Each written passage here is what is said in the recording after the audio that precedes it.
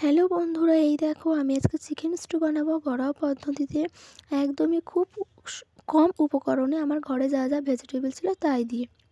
তোমরা চাইলে আরও ভেজিটেবল দিতে পারো।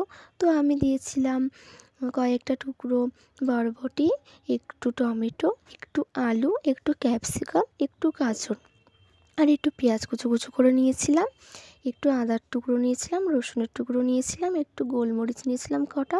গোলমরিচ যে যেমন ঝাল খাবে সেই রকম অনুযায়ী দেবে।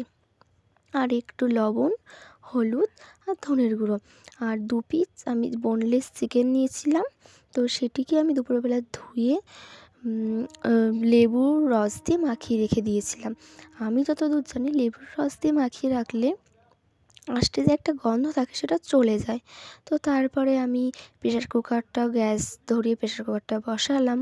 তো তোমরা চাইলে কড়াইতেও করতে পারো বা সেরকম কোনো বড় বাটি থাকলে তাতেও ঢাকা দিয়ে দিয়ে করতে পারো, সেটা তোমাদের ইচ্ছে।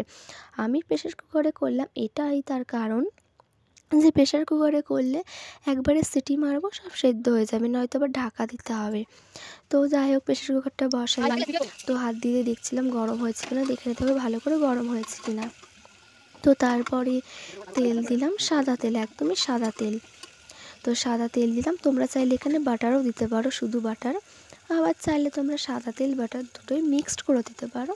আবার কেউ চাইলে শুধু সাদা তেলও দিতে পারো। তো আমি শুধু সাদা তেলই দিয়েছি, বাটার দিইনি। তো তারপর ওর মধ্যে পেঁয়াজ কুচো দিলাম, সব যে কটা ভেজিটেবল আমি নিয়েছিলাম দিয়ে দিলাম। দিয়ে চিকেনের টুকরো দুটো দিয়ে দিলাম, যে তারপরে যে লেবুর রসটুকু নিয়েছিল বাটির মধ্যে সেটাও দিয়ে দিলাম, দিয়ে ভালো করে নাড়াচাড়া করলাম। তারপরে ওর মধ্যে দিলাম গোলমরিচটা গুঁড়ো করে নিয়েছিলাম, সেই গোলমরিচ গুঁড়োটা দিলাম, যে যেটুক ঝাল খাবে সেরম দেবে। তারপরে ওর মধ্যে রসুন আর আদার পেস্ট দিয়ে দিলাম, ধনের গুঁড়ো, হলুদ গুঁড়ো দিয়ে দিলাম। দিয়ে আমি 3 বাটি বানিয়েছিলাম, 3 বাটি জল দিয়েছিলাম, 3 বাটি।